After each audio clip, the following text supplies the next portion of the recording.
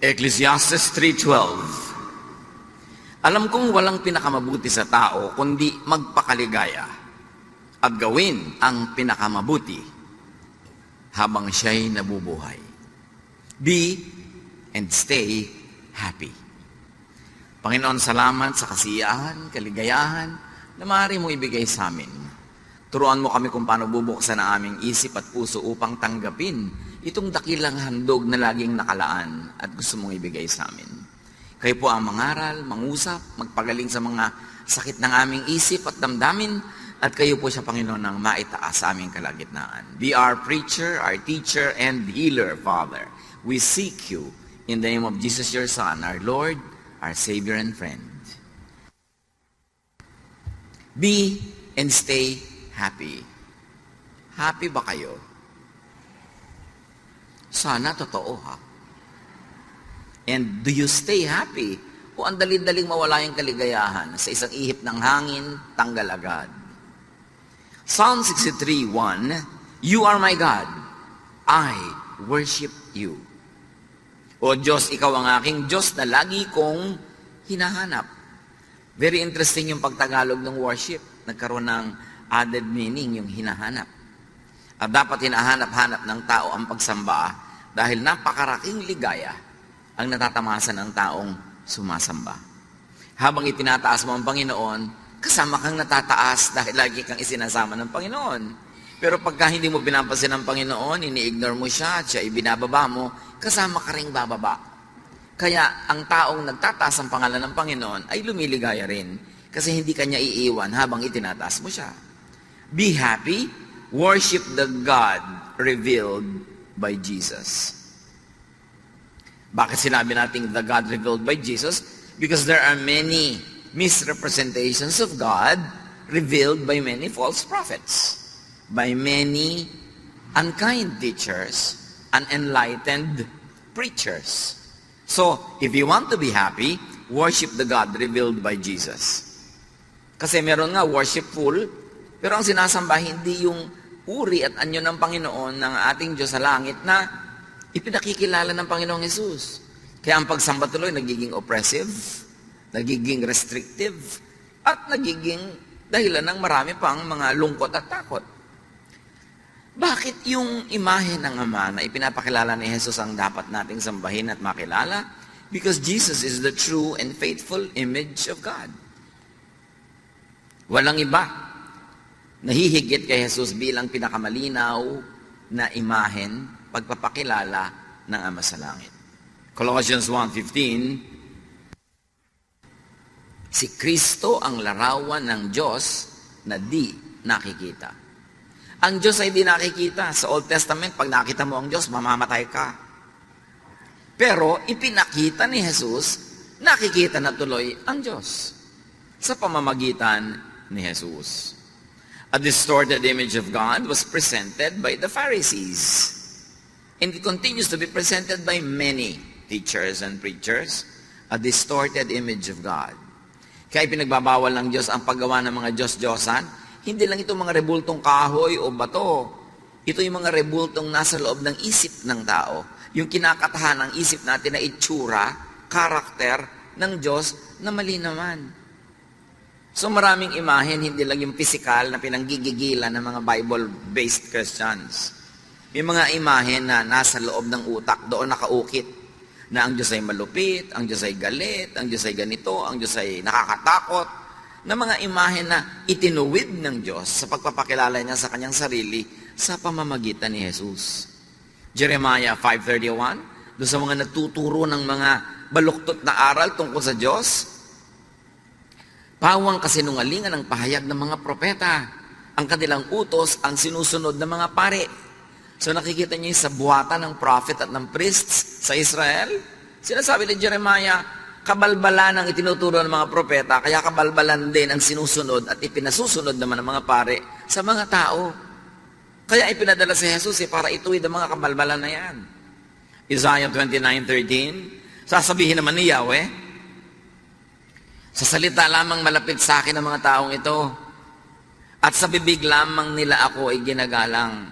Subalit, inalayo nila sa akin ang kanilang puso, At ayon lamang sa utos ng tao ang kanilang paglilingkod. Si Yahweh ang nagsasabi.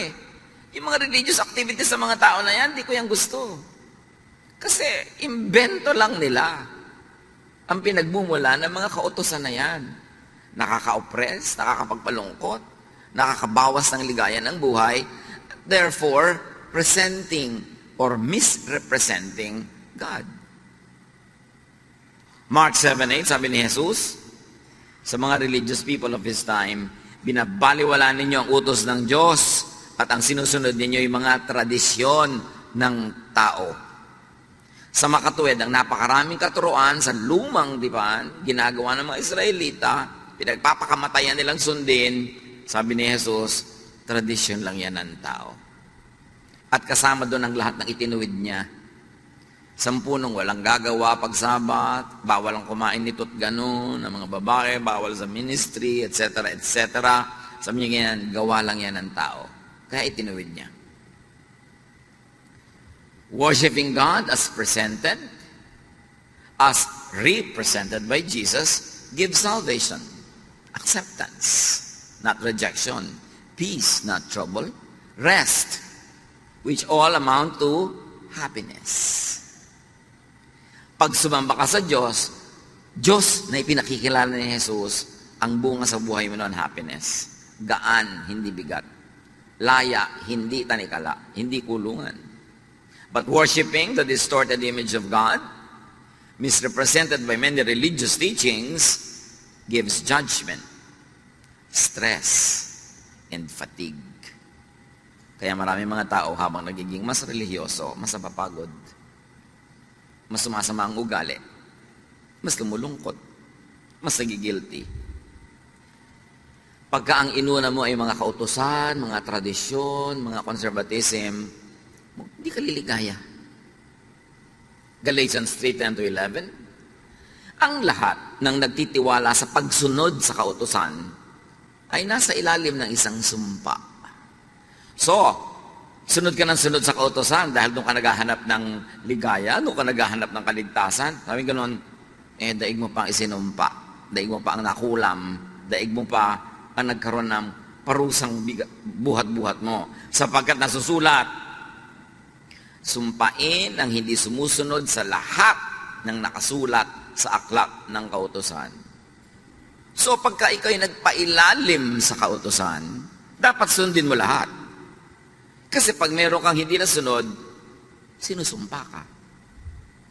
Pero may choice ka na hindi magpailalim sa kautusan, kundi magpailalim sa pag-ibig ng Ama na ipinakilala sa pamamagitan ni Jesus. So pumipili ka, law or grace? Grace or works? Righteousness that is achieved by your own deed or righteousness that is received free from God through Jesus. Pag pinili mo ang kautusan, para kay sinumpa. At pag nagpapailalim, nang iilalim ka ng mga tao sa kautusan, dinadala mo sila sa kautusan, isinusumpa mo sila. Kasi binibigyan mo sila ng mga bagay na di naman nila kayang sundin, magigilty lang sila. Makokondemn lang sila. Ngayon, pag pinaghalo mo si Jesus at ang kautusan, kabaitan ng Diyos at lupit ng law, yung sumpa at yung blessing, lito ka. Kaya may mga araw na masaya ka, may araw na hindi, may araw na tahimik ka, may araw na magulo ka. Lito ka kasi pinaghalo mo yung dalawang di dapat paghaluin. Verse 11, malinaw na walang taong pinawawalang sala sa paningin ng Diyos sa pamamagitan ng kautusan. So pag sinikap mong sukatin ng iyong sarili, timbangin ang iyong sarili sa kautusan, lagi kang bagsak. Sayang ang religion. Walang dinalang kapayapaan, kaguluhan lang. Matthew 23:2 and 4, sabi mismo ni Jesus, ang mga tagapagturo ng kautusan at ang mga Pariseo, ang kinikilalang tagapagpaliwanag ng kautusan ni Moses. Nagpapataw sila ng mabibigat na pasanin sa mga tao, ngunit ni daliri ay ayaw nilang igalaw upang tumulong sa pagpasan ng mga iyon. Pag sumunod ka daw sa mga Pariseo at yung mga modern versions nila today, Kasi sinasabi nila, tagasunod sila, tagapagpaliwanag ng utos ni Moses, dinadaganan kanila ng ubot ng bigat na dalahin at hindi kanila tutulungan sa paghihirap mo. In fact, dadagdagan nila yun ng pag-uusig at paghuhusga tuwing kulang ka.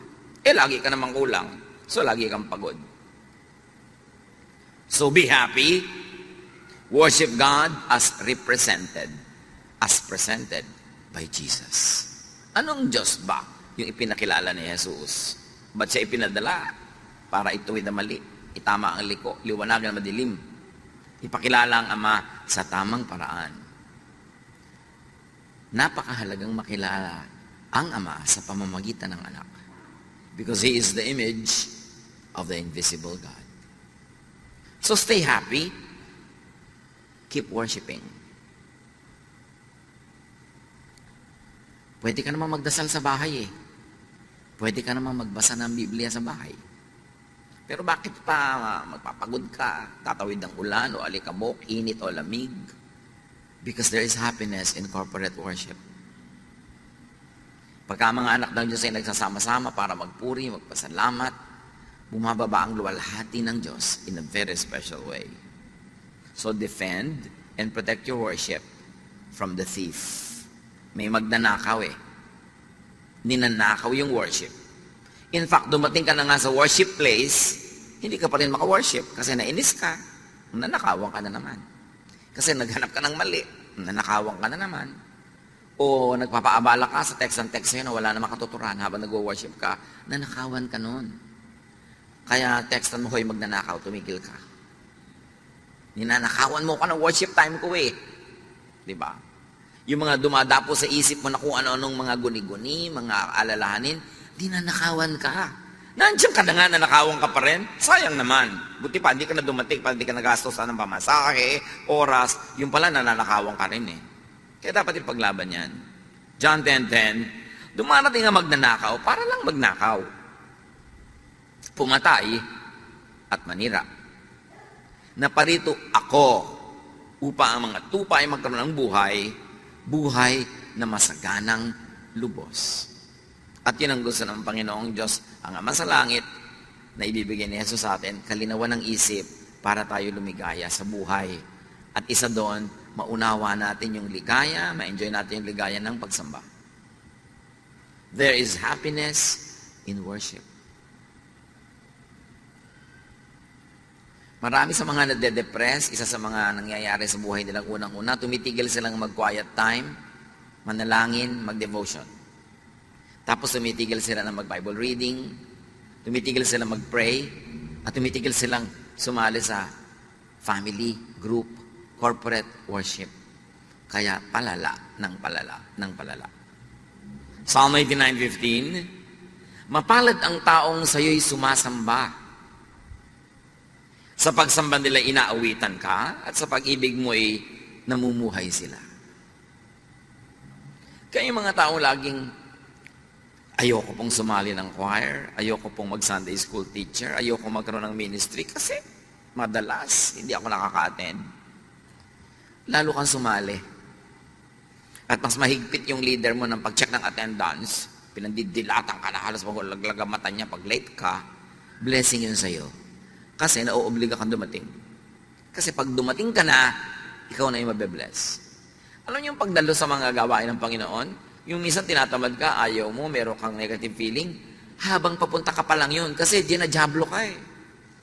Pero pag nandun ka na, ang totoo nun, nagpapasalamat ka na, ay salamat, dumating na ako. At pag pauwi ka na, nagpapasalamat ka, salamat, ipinaglabang ko to, kasi meron talaga ako na pala. Yung struggle sa papunta lang yun. Doon kayo dapat magwagi. Kasi talagang nanakawan ka. Psalm 63:1, in my heart, I long for you, as I would long for a stream in a scorching desert. At ang ginawa dito ang halintulan ay usa na nagtatatakbo ng ubod ng bilis sa napakainit na desyerto. Kaya as the deer panted for the water, so my soul longs after thee. Panted, ibig sabihin nun yung humihinga ng ubod ng bilis kasi uhaw na uhaw, pagod na pagod. As the deer pants for the water. Hindi yun isang piraso ng pantalon. Buntong hininga yun. So, napaka-importante kasi sabi niya, para akong uhaw na uhaw ako pag malayo ako sa iyo. Ikaw ang tubig ko, ikaw ang aking living water. So, can you imagine kung gaano uhaw yung mga taong hindi sumasamba? Pero madalas, hindi nila alam na yun ang dahilan ng pagkauhaw nila. So, worship lifts God up. And in the process, the worshiper is also lifted up. Sabi, bakit po ba natin itinataas ang pangalan ng Panginoon? Ganun po ba siya ka-proud? Gusto lagi tinataas, no? Pag itinataas mo siya, nahihila ka rin niya pataas. Ikaw ang nakikinabang. Pag pinupuri mo siya. Kasi pag pinupuri mo ang Panginoon, nabubuhay sa iyo yung mga pamana sa iyo ng Panginoon. Yung karakter mo na galing sa Kanya, yun ang nang umiiral, yun ang nangingibabaw. Kaya aangat ka at liligaya. Pero pag ang pinupuri mo sa lifestyle, sa salita, sa buhay mo ay ang dyablo, yung mga karakter ng dyablo na nasa iyo rin, ang mabubuhay. Ang siyang mangingibabaw at mananaig, kaya magkakata-dyablo ang buhay mo. Kaya napakahalaga nung pinipili mo ang iniangat ang Panginoon. In our hearts, there is a God-sized vacuum that only God can fill. Alam niyo naman yung vacuum. Pero sa puso natin, may vacuum yan. May vacuum for kotse. Pag nagka-kotse, lumigaya ka. Sige. May vacuum for love life. Pag nagka-love life, lumigaya ka. May vacuum for pera. Nagka-pera ka, lumigaya ka. Pero ang pinakamalaking vacuum sa puso ng tao ay yung para sa Diyos. At liban na lang na nandun ng Diyos, kahit mapuno lahat yung ibang vacuum kanina, nagka-kotse ka, nagka-love life ka, nagka-bahay ka, nagka-pera ka, pag wala yung Panginoon sa vacuum niya, hindi ka maligaya. Pero pag ang Panginoon nandun na sa vacuum niya, kahit yung iba wala pa, maligaya ka na rin. Dala ka na. There is a God-sized vacuum that only God can fill. And a lot of that is filled in corporate worship. Kaya ipinaglalaban natin yun eh. Pwede naman tayo mag-worship na lang kanya-kanya, sa kanya-kanya mga sulok-sulok, gilid-gilid. Why rent a big place like this and pay for electricity and water and everything? Because we need a place where we can all worship together. Because God is delighted in worship that is comprised of many people, His children. At sa worship na yun, hindi lang yung nagkakakanta ka, nagdadasal, nagkakakilala kayo, nagkakatulungan, nagmamahalan kayo, yun pa ang dapat ma-achieve. Kaya merong corporate worship. Psalm 42 verse 2, my soul thirsts for God, for the living God.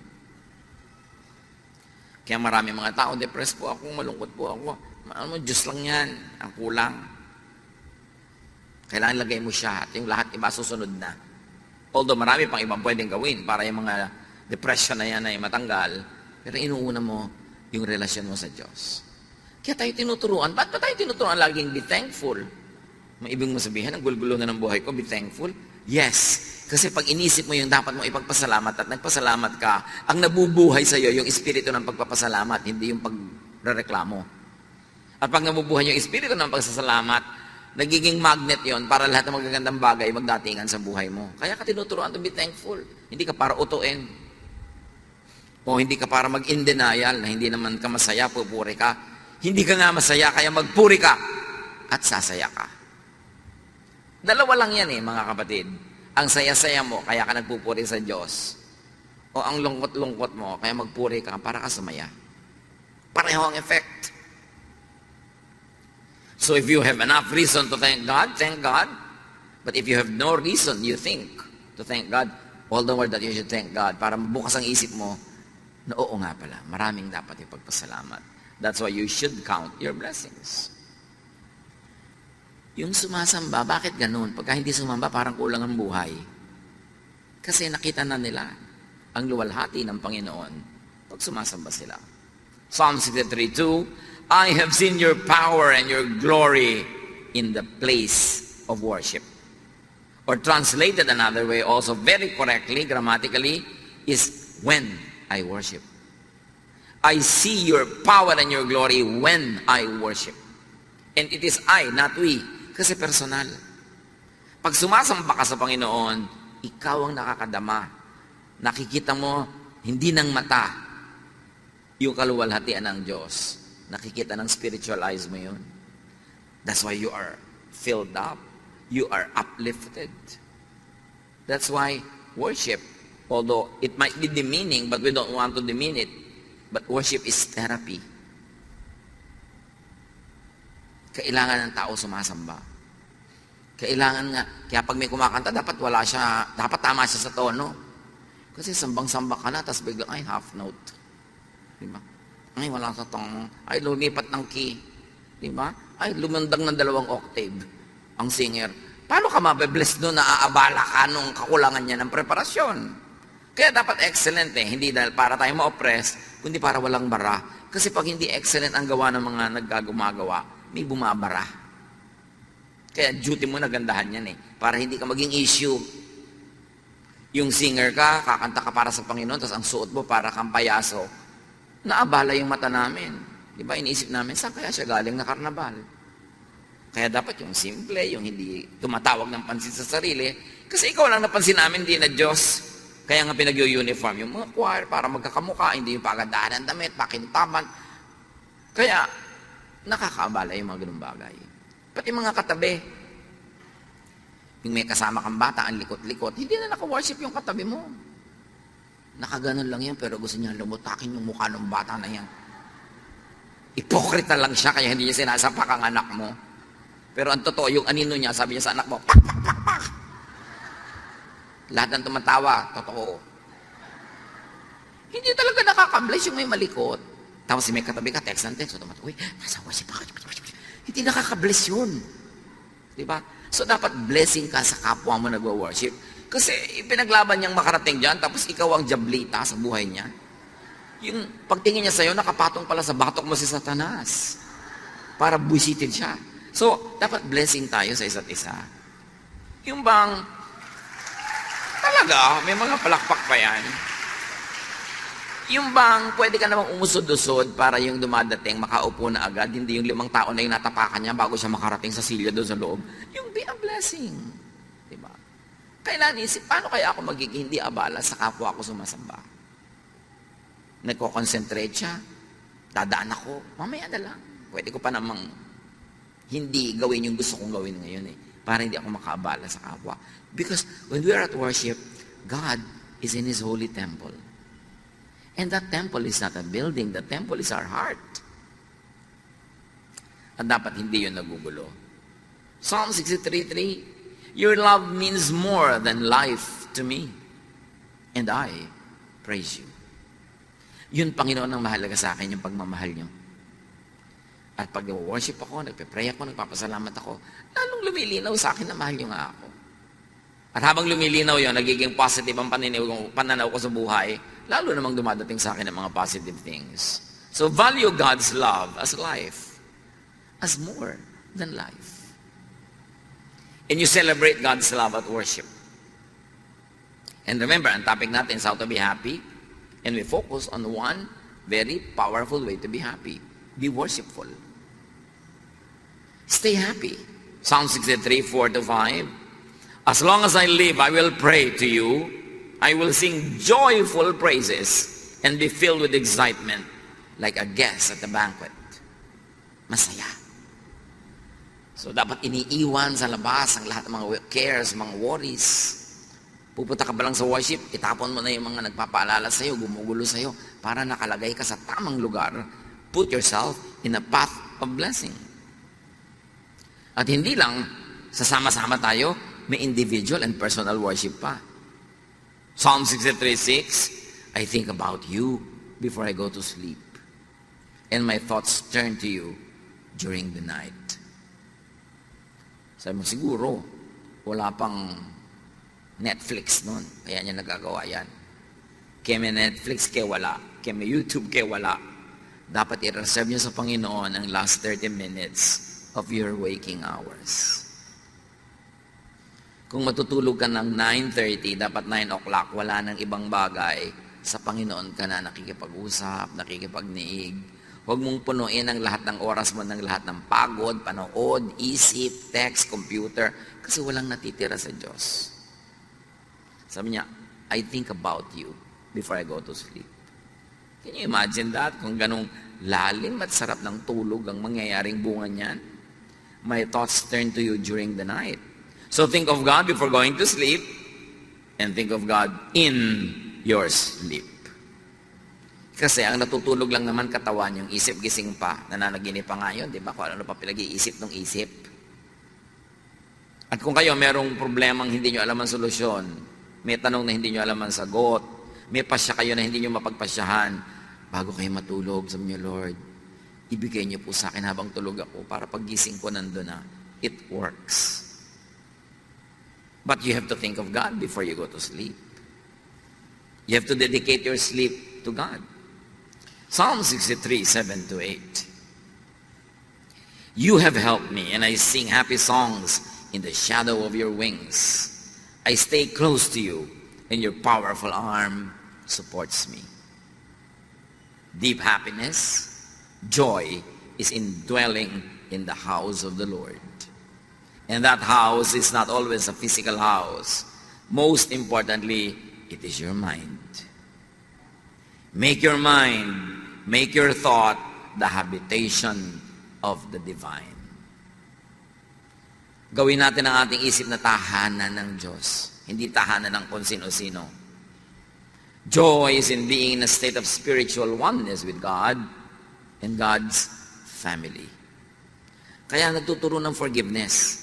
Kaya nagtuturo ng helping one another para may love. At pag may love, may iba pang napuproduce na happiness para sa bawat isang participant in the production of that love. Pag may minamahal ka, may pinapatawad ka, may nare-release na blessing sa kanya at sa iyo at sa lahat ng nakapaligid sa inyo. And that blessing is more than the sum total of everything you do. Nagpatawad ka ng isa, nagpatawad siya ng isa, ang blessing nyo, 10. Namumultiply. Tuwing nagpapatawad ka, merong bangko sa langit na biglang bumubukas at nakaka-withdraw ka ng happiness. Kaya ka tinuturuan magpatawad. Hindi para ka ipaapi. Lugi naman po ako pag nagpatawad ako. O sige, huwag kang magpatawad. Tingnan natin kung hindi mas marami kang lugi. Yun lang may galit kang kinikim-kim, lugi ka na nun eh. Ang laking kalugihan yun. Dapat mabuksan ng maraming tao yung pinto ng pagpapala ng Diyos eh. At ang mga susi niyan, pagpapatawan, pagmamahal, pagtutulungan, pagpupuri, pasalamat. Yan ang nagbubukas ng susi ng pinto ng kaligayahan.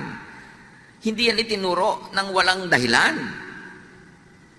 So, maganda kung naintindihan mo, tapos sinusunod mo, pero kung hindi mo maintindihan, at ang tagal mo hindi maintindihan, sundin mo na lang. At habang sumusunod ka, baka dun mo palang maintindihan.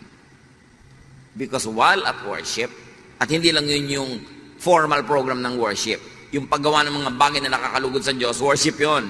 Artist ka, gumagawa ka ng magandang piece of art, worship yun. Singer ka, kumakanta ka, worship yun. At walang secular o holy songs, lahat ng songs sa Diyos. Ang mahalaga yung content. Pinupuri mo ba ang Diyos? Kahit pinupuri mo ang bulaklak na sampagita, pinupuri mo na ng Diyos noon kasi siyang gumawa ng sampagita. May mga churches, bawal kumanta ng secular song. Ano ba yung secular song? Sino umimbento nakahulugan ng secular? Walang secular. Because the earth is the Lord's and everything in it. Lahat sa Diyos. Ang mahalaga, paano mo ginagamit yon? Nakakaluwalhati ba sa Diyos? O hindi? Pwede po ba kami kumanta sa worship ng sampagita flower?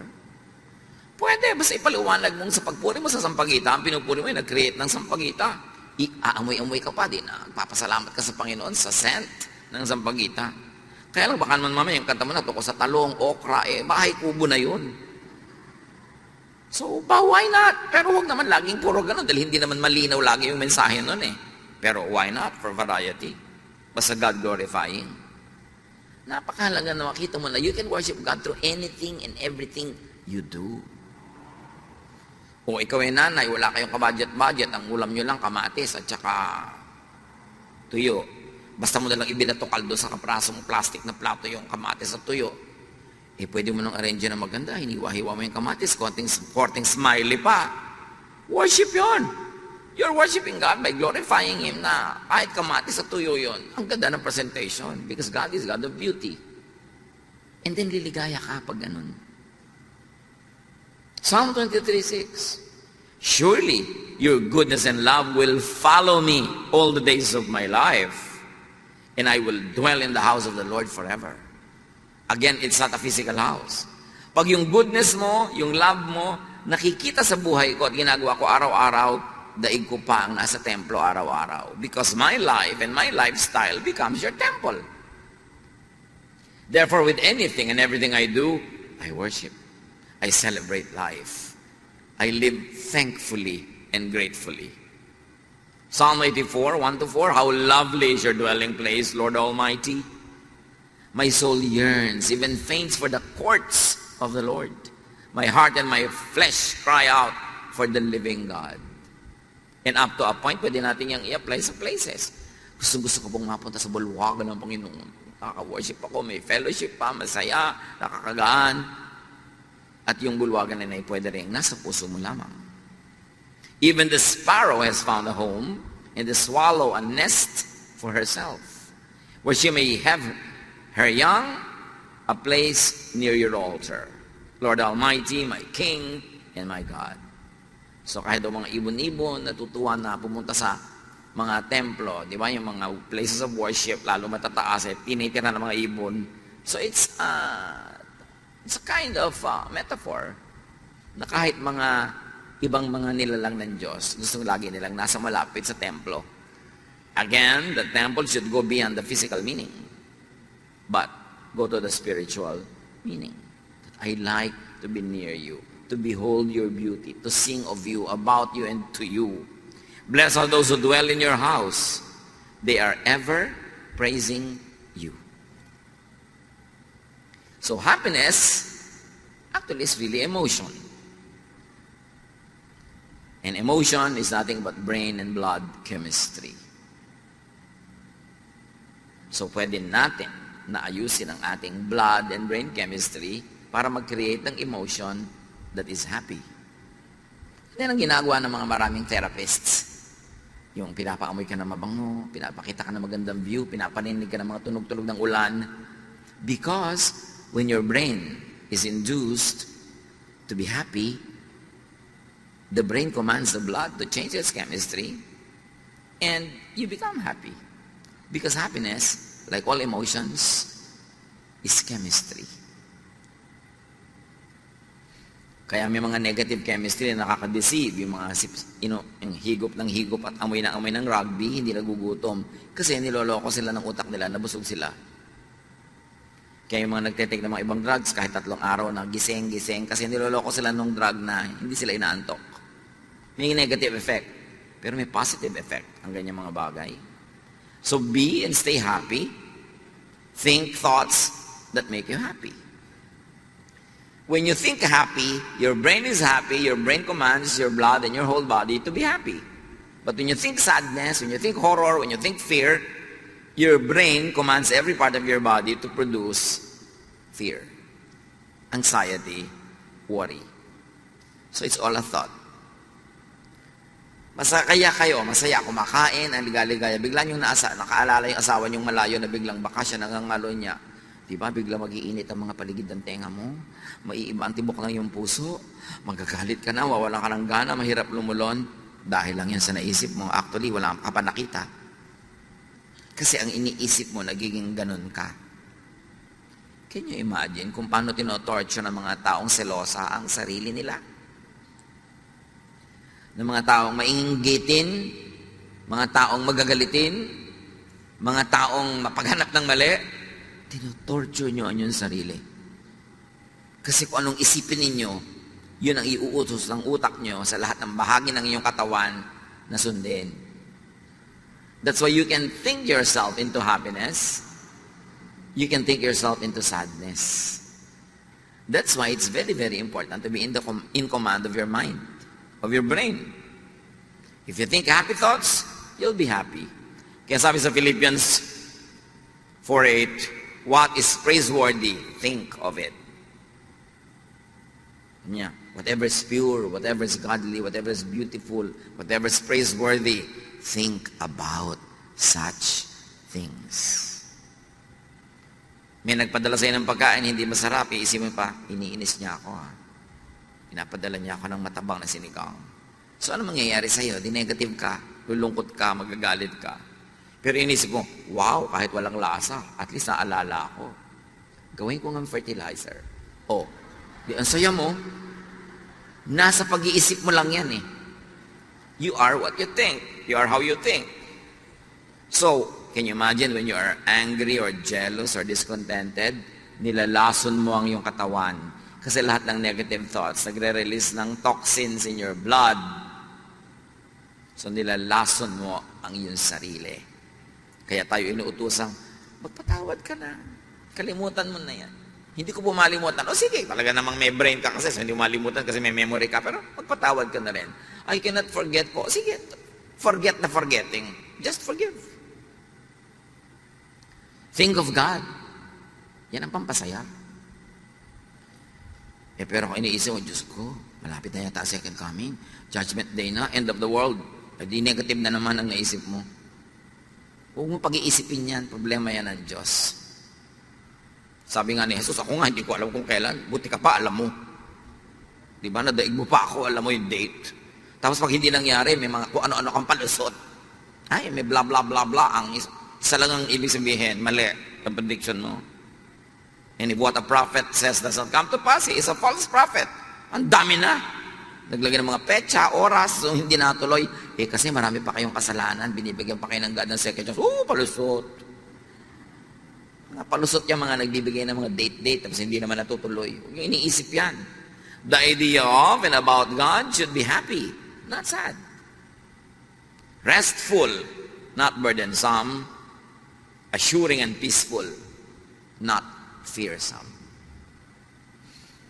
It should be loving and forgiving.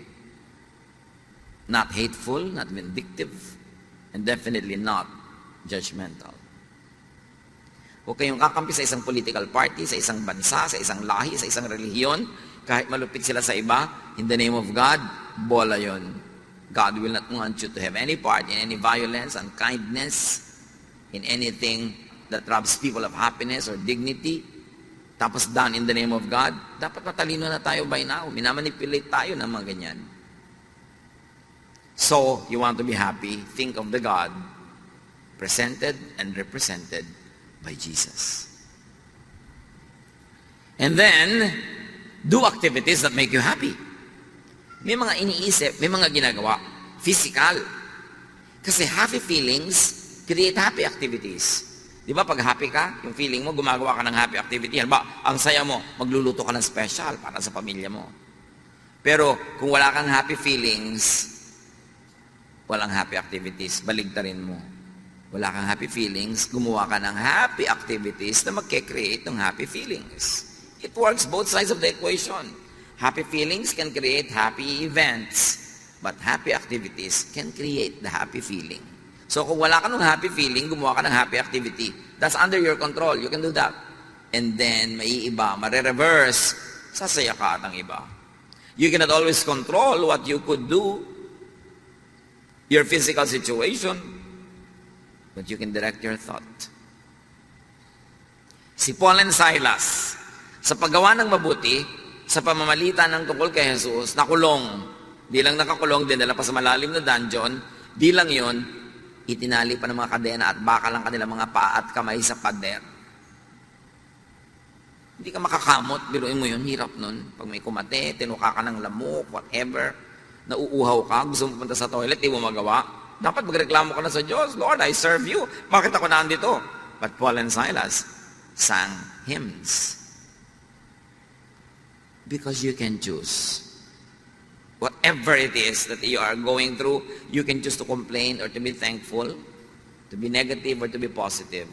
And because they were very, very positive, and they sang hymns, and they lifted God up, and all the other prisoners were blessed through their singing, and they forgot their own sorrows and their own complaints, God sent an earthquake that shook the very foundations of the place.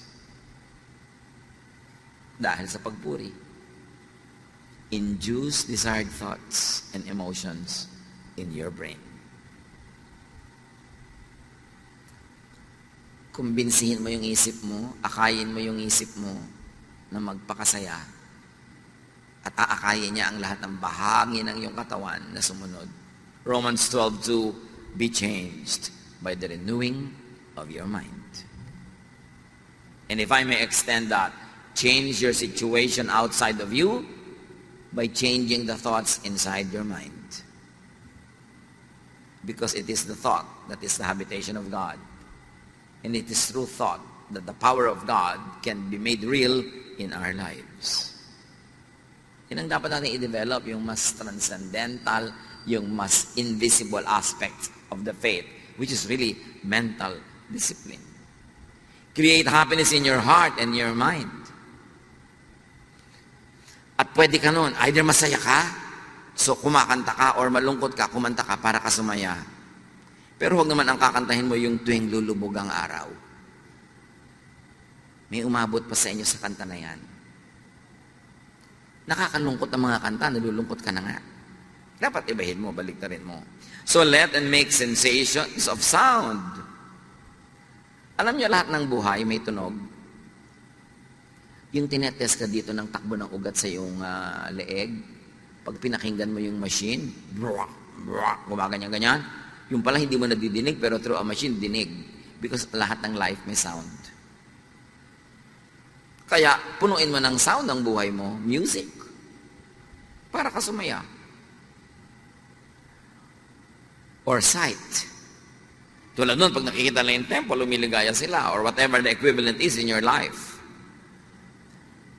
Make sensations of smell and scent. Bakit sa Bible, ang dami-daming, you anoint my head with oil, my cup overflows. Surely goodness and love will follow me all the days of my life. The anointing of the oils in the Old Testament, in many ancient traditions, are healing ang effect. Soothing to the emotion, comforting to the body. At yung mga oils na yun, hindi yung mga katulad ng oil na malalagkit, yung mga malalagkit na galing sa petroleum products, 3 araw na nasa balat mo pa, hindi yun ang oil na pinag-uusapan, yung mga pure. Dahil talagang laging healing yan. Sabi niya, anoint the sick with oil and they get well. So may healing powers talaga. Yung amoy, yung flavor, at yung dating sa yung balat. So smell. Aromatic things. Taste. Good food, good drink, good fellowship. Touch. That's why the laying on of hands are supposed to heal. Because touch heals. May mga kamayan, may mga hug-hug. Kasi nakaka-heal yun. And all of this lead to produce happiness. Happiness thoughts, happiness chemistry. So maraming paraan para sumaya. Iniisip mo, o gumagawa ka ng activities na nagpapasaya, o isinasubject mo ang sarili mo sa senses through which happiness, joy, pleasure can pass. Si Elisha sa 1 Kings 19, this wonderful, powerful prophet of God wanted to die. Pero nabaligtad yun, matapos makakain, makatulog, at makipag-fellowship with an angel. Do the same. Ang dami-dami ko natatanggap ng mga tanong sa Facebook at kung saan-saan, nade-depress po ako, nalulungkot po ako, bla bla bla, ano pong pwede kong gawin? Well, change your body chemistry, uminom ka ng masarap, kumain ka ng masarap, matulog ka, kung pagod ka, kung sobrang tulog na, gumising ka. Get out of your bed and be active, fellowship with people, do something enjoyable. Pag hindi naman nilayasan kanyang lungkot na yan eh. Di ba? Resist the devil and he will flee from you. You don't have to fight the devil, you just have to resist. So may spirit of sadness, resist it. How do you resist it? Not by entertaining it. Nalulungkot ka na nga, magkukulong ka pa sa kwarto, hindi na solo ka ng diablo. Nalulungkot ka na nga, ayaw mo pang kumain, nade-depress ka na, ayaw mo pang gumalaw, lalo kang malulungkot. Dapat baguhin mo ang situation mo. Now in life, you can be the recipient of happiness, meaning you're naturally happy because there are things that make you happy. Or if you are not a naturally happy person, then be the producer of happiness. Umimbento ka ng kaligayahan. At through lahat ng pinag-usapan natin mula kanina pa, na kung gusto nyo, uulitin ko lahat. Pero hindi naman, natatandaan nyo naman eh. Diba? Make yourself happy. Think of God. Change your thoughts. Use physical things to make you happy. Senses, smell, sight. Create and produce happiness with directed thought. If you don't direct your thoughts, the devil will. That's why you have to control your thoughts. Direct your thoughts. Create and produce happiness with activity. Kaya malaking therapy yung may ministry, lalo kung committed ka talaga, kahit na tinatamad ka, medyo mabigat ang pakiramdam mo, dadating ka pa rin, ang ending sumaya ka. Na iba ang takbo ng iyong buhay. Create happiness with sensations, with aroma, with taste. Anoint with oils. Very important yun. Makikita mo yung ministry ng mga ganong bagay. 1 Corinthians 9:27. Subalit pinahihirapan ko ang aking katawan at sinusupil ko upang sa kayo hindi ko ako maalis sa paligsahan pagkatapos kong mangaral sa iba. Now, bago kayo maghampas-hampas sa sarili at magpahirap, ang tinutukoy lang naman ni Pablo dito, nag-exercise ako ng self-control para yung goal ko mangyari. Yung katawan ko tinatamad na bumangon, ibabangon ko yan kasi ang tagal ko na nakahiga eh. Yung katawan ko gustong maging mapagsarili lamang pero lungkot naman ang bunga. Well, pipilitin ko ang katawan ko na makisalamuha, makipagkapwa dahil baka yun ang nawawalang element sa aking buhay. Philippians 4:13, ang lahat ng ito ay magagawa ko dahil sa lakas na kaloob sa akin ni Kristo. Sabi natin kanina pat paulit-ulit, worship the God presented and represented by Jesus. What is the image of God and the image of heaven that Jesus presents? The image of heaven, the paradigm or symbolism of life that Jesus presents is a happy one. Kaya kung minsan, I'm very uncomfortable with yung image ni Jesus na lagi nasa krus. Para namang ilang oras lang naman siyang nasa krus, tapos forever ayaw mo nang alisin doon, nakapako na. If ever there are images in religious statuary that's very uplifting, it is the risen Christ. Ang lungkot-lungkot naman ng imahe ng crucifix eh. Tapos nasa ospital ka, nag-aagaw buhay ka na, yung paang nakita mo pagdilat mo, nasa heaven na ba ako? Diba? Bakit kailangan yun? Kailangan malungkot? Sasandali lang naman yung nangyari. We appreciate the meaning of the cross, but do not trap Jesus in the cross. He was there only for a few hours. Ang image na ipinapakita sa atin ni Jesus tungkol sa kalangitan, sa paghahari ng Diyos, ay makikita sa kanyang hilig magpakain. Pinakamadalas at pinakamadramatic ang mga pagpapakain ng Panginoon sa mga tao. Like, Jesus fed the 5,000 miraculously with 5 loaves and 2 fish. And then the lasting image of Jesus that we keep repeating is the Lord's Supper, eating, drinking. And the Lord was accused of eating with sinners. He was called a glutton and a drunkard. The first miracle was to produce wine at a wedding in Cana. And the parable, the symbol of heaven, symbolized by the wedding banquet, is that anyone and everyone is invited. This is all about food. This is all about sharing a fellowship. This is all about the table. This is enjoyment. This is happiness. This is the message of God through Jesus. Enjoyment, happiness. By being together, by sharing, by eating together. We do not see episodes of Jesus eating alone. He was always feeding people. After the resurrection, his disciples went fishing. Pagbalik nila sa shore, nagbabarbecue na si Jesus. May mga sinugba na ng mga fish. Nagpapakain siya. Tapos sabi pa niya, the risen Christ enters a room through the wall and says, may makakain ba dito? You know why eating lagi? Because when people eat, they sit together. And when they sit together, they chat, they laugh, they share life, they share problems. Somebody has a problem, somebody offers a solution. It's a fellowship. This is the heaven that Jesus presents. That's why the examples of heaven is always a banquet. You lead me to your banqueting table. Your banner over me is love. Laging ganun. Lagi siya nagpapakain. And in the Gospels, in case you haven't noticed yet, Jesus prefers eating more than fasting. Kaya siya sinabihan, sabi ng mga religious people, bakit ang amo nyo, hindi kayo nagpa-fast? Hindi katulad ni John. At para na lang walang maraming usapan, sabi ni Jesus, nandito pa ako, so feasting muna, walang fasting. Pero wala naman siya inutos sa kanyang mga disciples na mag-fast kayo lagi. tapos sasali ka sa mga simbahan na lagi nagfa-fast, mukha ka tuloy bungo. Ibig mo sabihin, nilikha ng Diyos siya sikmura mo para gutumin. Paminsan-minsan, fasting, it could be healthy, it could be helpful, but it was never glorified by Jesus. In case you forgot that Jesus is the model, He is the image of the invisible God, and His image of heaven is a banqueting table. In fact, napatunayan na ng science sa yung mga sobrang nagda-diet, nagda-depress, kasi nade-deprive. Yung kakain, binibilang yung calorie, may computer siya, at binibilang-bilang niya bawat okra, bawat ito. Paano ka liligaya kumain nun? Yung papakainin mo sa, ay naku, diet ako. Ihampas mo kaya sa ito plato, no? Inihanda ko ito para sa'yo, tapos para ka nakakita ng lason. Allergic na allergic ka sa pagkain, kaya ka depressed, kaya ka malungkot, kaya ka nangangayayap. Hindi yan ang gusto sa'yo ng Panginoon. Kaya yung symbol niya lagi is feasting. The Lord's Supper, sineselebrate pa natin.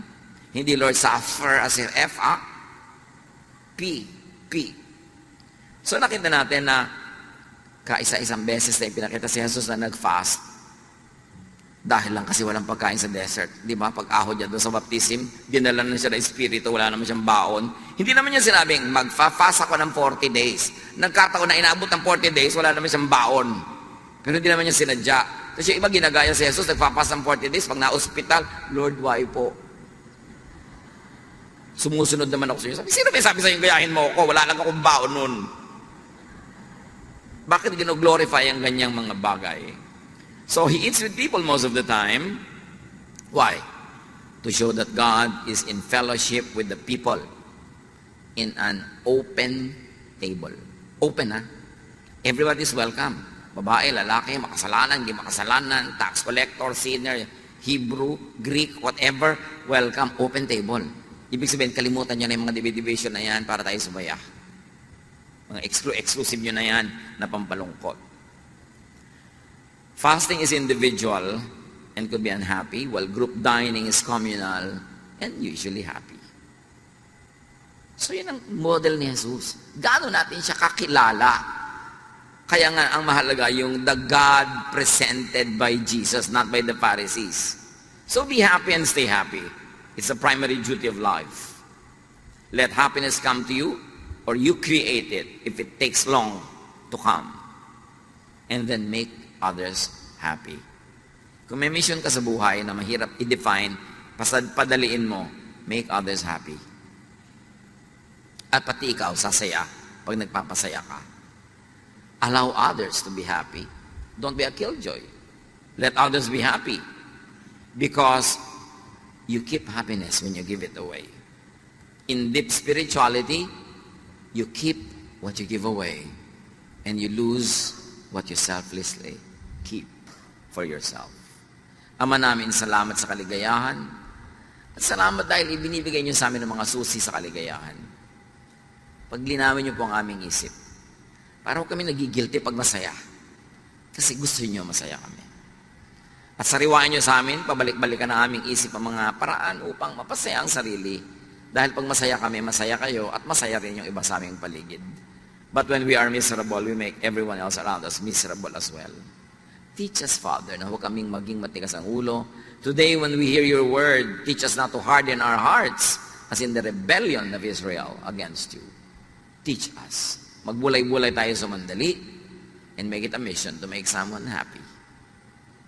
Father, continue to minister to your people as we remain silent